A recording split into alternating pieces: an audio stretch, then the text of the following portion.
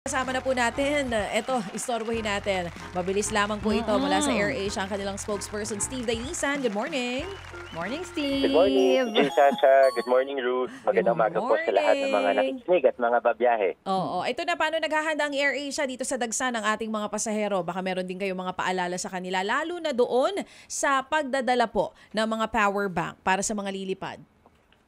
So actually, last week pa, DJ Chacha, masigasig na talaga kami doon sa aming kampanya. Yung All is Ready ngayong Semana Santa at meron kaming mga nakalagay na customer happiness stations doon sa Terminal 1 at saka sa sa Terminal 2 at saka sa Terminal 3 kung saan kami nag-ooperate for domestic and international para maalalayan yung mga kababayan natin, lalo na yung mga magkakaroon ng last minute na problema doon sa rebooking o di kaya doon sa changes doon sa kanilang flight para madali silang maalalayan. Pero doon sa mga pasahero po, doon sa mga guests ng AirAsia, pinaalalahanan po natin sila doon sa power bank policy, no, na ipinatutupad po ng AirAsia Group. Ito po ay aprobado na rin ng Civil Aviation Authority of the Philippines.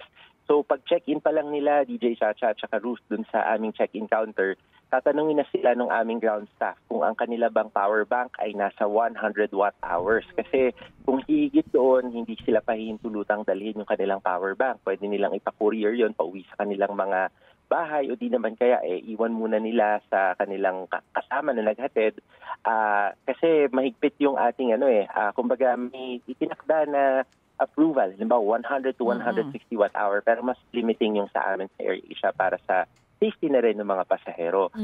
Inaabisuhan din natin sila na mag-charge na habang sila ay nasa airport kasi hindi maaaring gamitin yung ating power bank pag tayo po ay nasa loob na ng eroplano. At the same time, yung tamang storage po nito, dun lamang sa seat pocket o di kaya kung meron silang maliit na bag na kakasya dun sa ilalim ng kanilang upuan, dun po nila dapat ilagay yung kanilang power bank. Bawal na po doon sa overhead compartment dahil syempre iniiwasan natin na may mga recent events kasi na 'di ba nagkakaroon talaga ng smoke or fire sa loob ng cabin, kakailanganin ito ng emergency procedure. While trained naman yung ating mga cabin crew at yung mga piloto sa mga ganitong pagkakataon, pero syempre ayaw natin iabot sa ganitong situation. Kasi kung ako nga, isipin ko sana, ayoko na sana magdala ng power bank. No? Pero minsan kailangan mo rin yan pag nagbabiyahe ka. Steve, ano pa yung mga ibang mga paalala nyo halimbawa doon sa mga, minsan kasi hindi mo maiwasan, ang daming dala nung ating mga kapatid Tapos pagdating dyan, lampas na pala yun doon sa kanilang baggage allowance. Yung mga paalala nyo sa ganyan. Nako, common problem yan, Ruth. Kasi yung iba pagdating sa check-in counter, sa dami ng mga pinamili, o di kaya ipapasalubong, saka lang nila malalaman ako, higit pala to dun sa allowable limit ko. Sa amin po sa AirAsia, madali nyo naman pong i-modify or i-manage yung inyong booking kung kakailanganin nyo ng additional baggage. Meron po kaming 20, 30 at saka 40 kilograms. Pero yan po wala pong limit sa number ng bagahe. Ang importante po, within the allowable na kilograms. Luggage, Mas mainam po na kung nag-purchase. mag-book sila online kasi pagdating nila sa check-in counter, kakamot yung ulo ng iba kasi nga mas mahal nga naman kapag nasa doon nila on the spot. Pero yung linawin ko lang, pag- sinabi mo sa inyo, walang limit. Ibig sabihin, kunyari 20 kilos, even if I have 2 bags, as long as 20 kilos yung total, pwede yon. Or isang bag lang. Pwede yun. Kung halimbawa, 2 o 3 bags yun, within Basta 20 hindi kilos, lalagpas. pwede.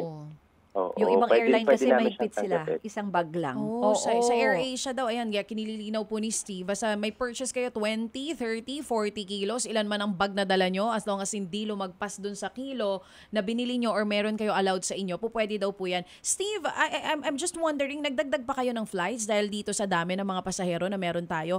And kamusta yung monitoring ninyo? Meron ba tayong mga delayed flights dito mga nakaraang araw? Or even today? Sa amin, DJ Chacha, yung increase ng frequency, sumabay din talaga siya sa summer season.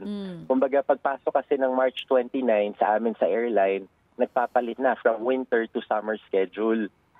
Ang pinaka nagtaas yung frequency sa amin, halimbawa yung Boracay, yung Katiklan, nasa 60 flights na kami from 56. Nagtaas din yung frequency namin sa Panglao. Nagtaas din yung frequency namin sa Kota Kinabalu. Yung Japan namin from once daily, naging twice daily na rin siya. So ito yung mga destinations, leisure destinations din talaga na halimbawa sa North Asia, medyo spring ngayon, malamig pa rin, o di kaya dun sa mga leisure destinations tulad ng Boracay, Panglao o Puerto Princesa na talaga pinupuntahan din tuwing summer. Oh, ayan. At least malinaw na malinaw. Any final words na lang sa mga pasahero natin, Steve? Nako, DJ Chacha, ito, kadalasan pag lumilipad ako, may mga naiiwan pa ring mga pasahero kasi kahit na nasa boarding gate na sila o di kaya nakapag-check-in na and all, no? Pero hindi sila nakikinig dun sa announcement, naliligaw sila dun sa boarding gate o di kaya may pinapasyalan pang iba. 20 minutes po before the departure time ng ating eroplano ay magsasara po talaga yung boarding gate. Dahil syempre gagawin yung calculations, yung weight and balance ng eroplano, importante po yan. So, importante makinig tayo sa announcement. At the same time, manatili po tayo sa assigned boarding gate natin. Kung hindi po tayo sigurado, kausapin natin yung mga ground staff. At mas mainam din po talaga ngayon para ma-skip natin yung mas mahabang pila sa normal check-in. Mag-online check-in po tayo para pagdating po natin sa airport, baggage drop na lang po. Mag-allot din po tayo ng time. Lalo na po sa international travelers, Ruth and DJ Chacha, may mga na-offload gawa ng, syempre may mga, lalo na pag peak hours, may mahabang pila sa immigration. So yun yung talagang nagiging reason kaya nagkakaroon ng hassle yung kanilang biyahe. Ayaw na ayaw po natin yun. Gusto natin maging safe and convenient yung pagbiyahe natin ngayong Holy Week. At yung paparating na Love Boracay. O di kaya naman yung paparating na eleksyon. Labor Day. Boracay sa May 1. Oo. Maraming salamat, Steve Dailisan. Thank you. Maraming salamat po and have a blessed Thank Holy you, Week. Steve.